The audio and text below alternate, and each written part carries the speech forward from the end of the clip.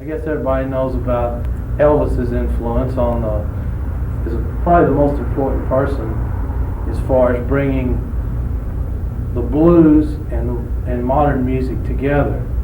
And I guess probably had the most influence on anyone, more than any person, on music, because he took the same route as the blues people. He grew up in Mississippi, where the majority of the blues players grew up, in the Delta between Mississippi and Arkansas, and traveled through the same migration that the blues people did to Memphis, Tennessee, to Beale Street, where in the 40s and 50s the music was made in Memphis. And we all know that Elvis got Hound Dog, from one of the great Memphis lady singers, Big Mama Thornton. He also took Mystery Train from Junior Parker, and songs like That's All Right Mama, everybody's heard that by Elvis. That was a gentleman named Arthur Big Boy Crudups. And so he took all the blues players' songs and made them, more or less acceptable for the first time, for white audiences to hear. And from Elvis, of course, in the 50s, all the kids that were 5 to 15 years old decided they were going to be musicians, including people like the Beatles and the Stones and everyone else. Everyone got influence from Elvis. Next thing, of course, next most important thing in the history would be the Beatles, who took Little Richard sound and many of the blues players' ideas and songs and made them famous. But the people who really got the most help and made the most money and the most success would be the Rolling Stones and Eric Clapton and Led Zeppelin. Like the Stones started out with Little Red Rooster, was their first big hit. Well, that was written by Willie Dixon, of course, and performed by the Howlin' Wolf, Hubert Sumlin and the Howlin' Wolf. Around 1964, I think, is when it came out, and so the Stones invited these people over to Europe, to London, where they lived, and it just shocked them. It absolutely shocked them. The surprise to hear these kids, these children called the Rolling Stones, playing their songs, and that hey, people were listening to it. White audiences were listening to it. It was a real shock to them. And of course, Eric Clapton, Jimmy Page, and Jeff Beck had the Yardbirds before they had their big bands, and it was just straight blues. They were just taking the blues songs. John Mayall and his Blues Breakers, and really the British people are the ones that brought the blues back over to America and started it to being popular again to some degree. Okay, as Elvis was to making popular music known, Muddy Waters was that important. Muddy Waters was probably the most important person that there was, even though that most people weren't really familiar with him. The people who were making the music were. They knew everything he did. As far as the Stones go, and all the guitar players, the Jimmy Pages, the Jeff Becks, and those, they knew everything, and they listened to everything he did, And one of the person who he influenced probably the most of anyone was a guy named Jimi Hendrix. He was in love with Muddy Waters' music.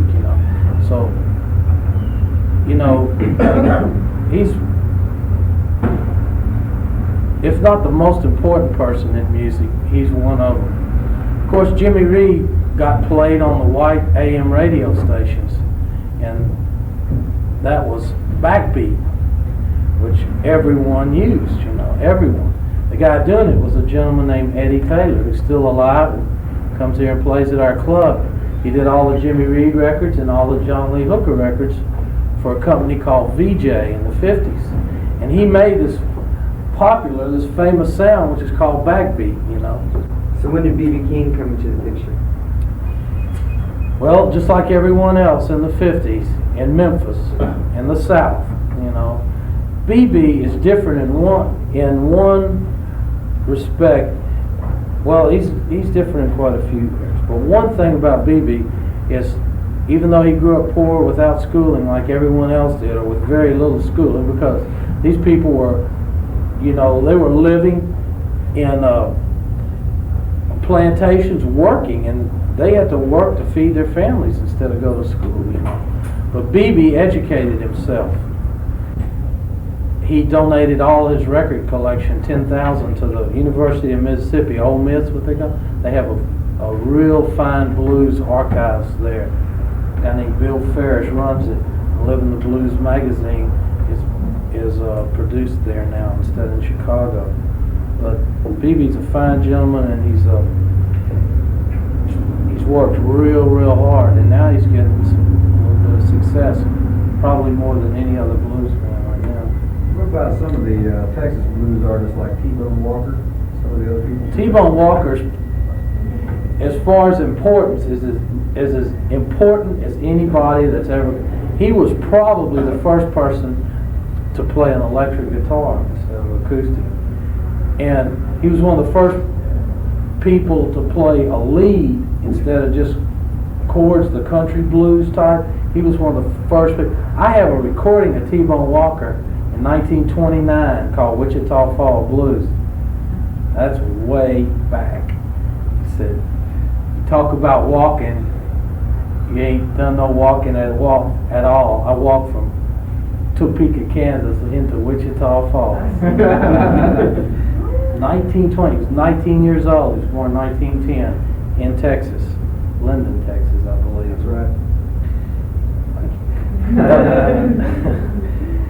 Of course, he made probably the biggest blues song there ever was, Stormy Monday. I mean, it's probably been done by more people than any song there was. And,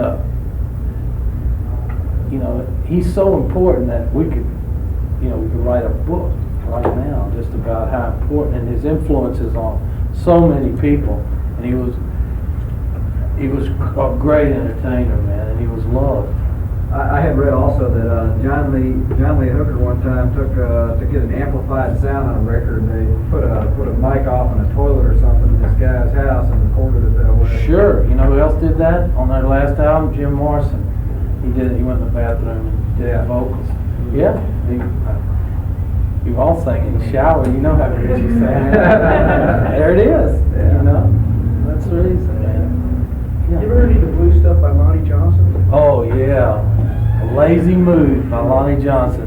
He's another guy. He was just a genius, and he just died being a janitor, broke. You know, he's got many records, and they're just tremendous records. Did he play jazz first or blues first? Both. He played both always. He combined the two. Yeah, it's a song called Lazy Mood by Lonnie Johnson. It's just tremendous. I'm a big fan of Mississippi John Hurt. I think his music kept the acoustic country sound. Did he not go to Memphis like a lot of the others? Yeah, he traveled all over. But he just, you see, the Mississippi John Hurts and Fred McDowell and those people, they didn't go to the urban blues. They stuck with it all the way. And Bonnie Raitt was the one that really helped those guys. Those were her friends, you know. Yes, Bonnie Raitt. Sure, she took those guys all over the place, man. Most of them are dead now, you know, but back in the early 70s, she's a tremendous blues performer herself. Of course, now she's trying to be more modern for, you know, reasons we all understand. But no, they just stuck with that type of blues. They were just old guys, and they wanted to keep that style. And they did, like Mance Lipscomb did, so many others. Yeah. I was wondering, is Lightning Hopkins still alive? No, he died in about 81 or 80, about 81. Sam Hopkins. He was a great, and he was, believe me, he was very important too, because everybody used some of his licks. They were all original, boy. Him and his cousin, who was very famous too, named Texas Alexander. He's back there with Blind Lemon Jefferson. Very important people in the history of music. Paul Lightning. He was my old. I've known him longer than I've known anyone. You know, he'd come to Austin, and his excuse to go drink was he's going fishing. So he'd go out to the lake, town lake. I don't think he ever caught a fish, but he would sit there and drink all day and go fishing. His lyrics are always real clear to understand everything, the way he enunciates his words when he sings. So it's always to understand what he's talking about. That means you got soul. Yeah. If they're clear to you, you got soul. You understand. That's good. Yeah. He was a very nice guy in Houston, Texas. The University of Texas is going to build the Barker Center over there. They're going to do a thing called From Lightning to Lemon, Blind Lemon Jefferson. They've asked me to get involved in it with them. It's going to be a real nice exhibit on Texas music. It's coming up pretty soon.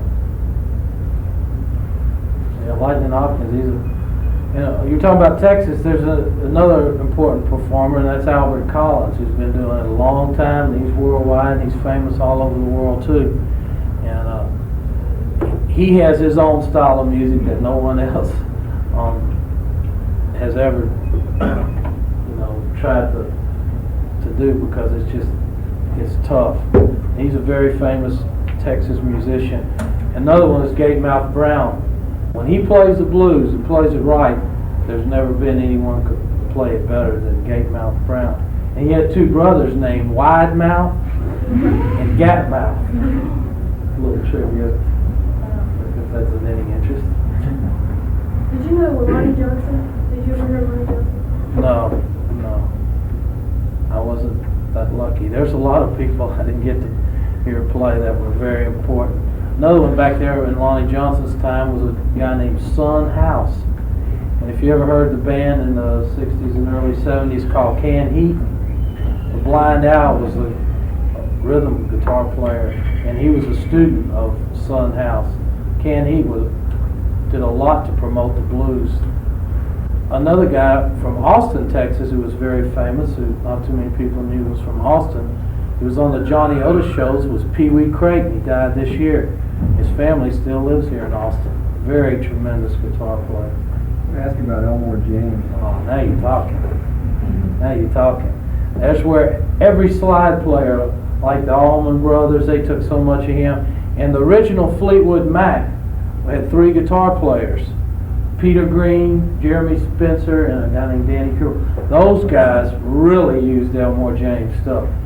Before Fleetwood Mac became whatever they are, a rock band or whatever you call it, they were a straight ahead blues band, and they used a lot of Elmore James. Now, Elmore James was a real genius. He was an electrician too, and that's how he got those sounds. Is he could wire up his own amps. He would rig them up, and he'd make that sound that's just unbelievable, man. And there was no one ever greater than Elmore James. He was as great as you ever get. It's kind of funny, but I sometimes have a dream that I'm going to walk in my club and open the door and I'm going to hear him playing, because his sound is just so powerful. It was something to see. And believe me, everybody has used something of Elmore James. Didn't he sort of die in obscurity and was not really well known, and people sort of got to know him later on? That's right. They're still getting to know him, like today, right now. Maybe someone will be interested enough to find out who Elmore James was. There's never been a better musician. Creative genius. And not only that, but he had a sound that he made himself. That it was no one else could ever. Good evening. How are you? All right. We're very fortunate to have Mel Brown, one of the greatest musicians in the world. It's nice enough to come out, and if y'all care to hear any guitar, he might play some.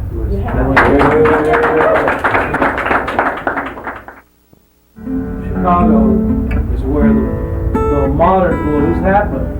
From the early 40s, you had Big Bill Brunswick, who was one of the guys that Stones brought to England also to learn from him. You had the original Sonny Boy. There was two. One named John Lee Williamson, one named Rice Miller. This was John Lee Williamson, the first Sonny Boy. He played with many of the artists with Tampa Red, Big Maceo, who was from Detroit, Big Maceo Merriweather, one of the greatest pianists, players. Blind John Davis, who died last week or 2 weeks ago, recorded with him in 1941 in Chicago. Big Bill Brunzy, the original Sonny Boy, Tampa Red, who everyone took slide from. You have Tampa Red, then Robert Nighthawk, then Muddy Waters as far as the great slide players went. They went in that order. Tampa Red, very, very famous. And his piano player and friend, Big Maceo Merriweather, who was from Detroit. And that was in the early 40s. And there was a lot of other ones who talked about Fred. Those are some of the most famous ones.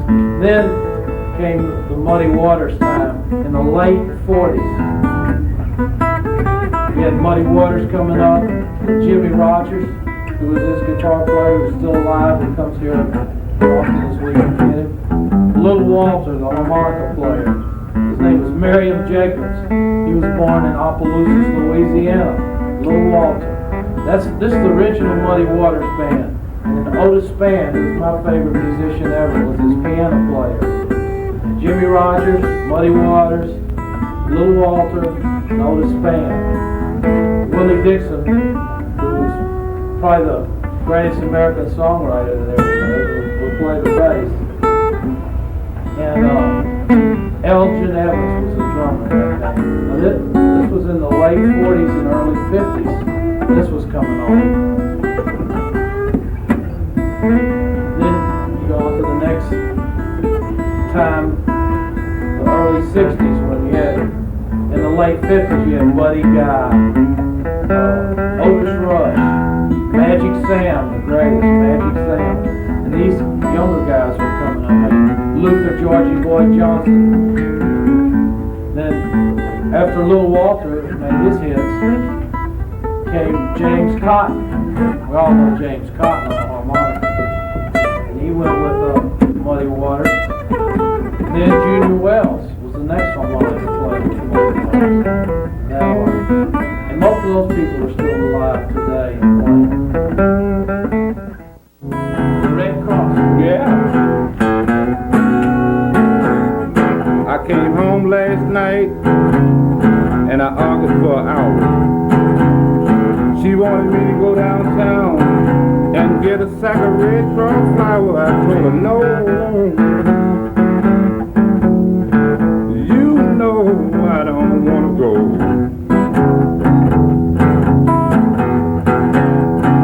I'd rather fly me a mule from sun up to sundown than to go down to that Red Cross store.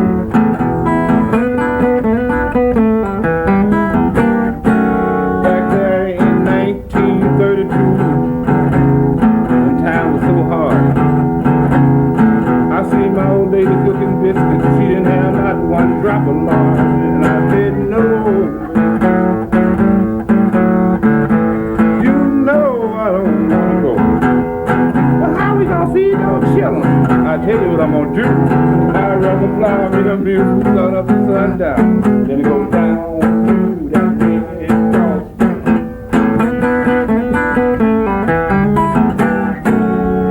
And when those biscuits got cold, they smell sour just like a plum. I could see those boys putting on those biscuits like they were putting on some chewing gum. I told her no.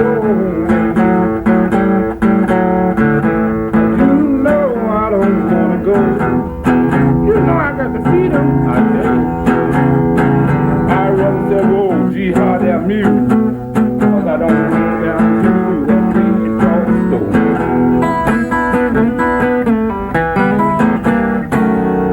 Let me tell you one thing, people, and it sure ain't no mistake. I seen a Red Cross biscuit give a hog the stomachache. I said no.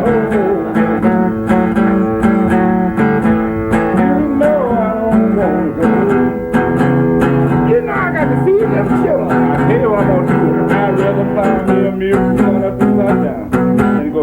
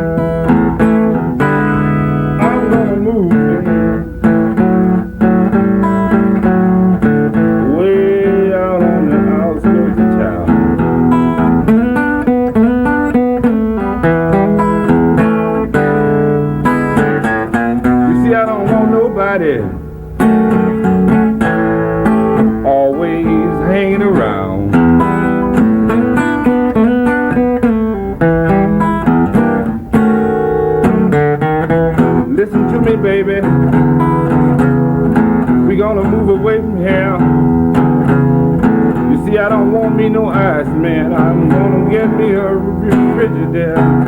That's why I'm gonna move. Way on the outskirts of town.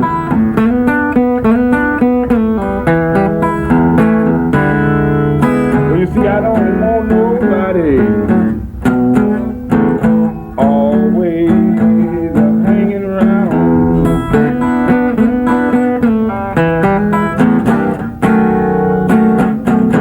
It may seem funny, honey, as funny as it can be, but if I have any children, I want them all to look just like me. That's why I'm gonna move today. Way on the outskirts of town.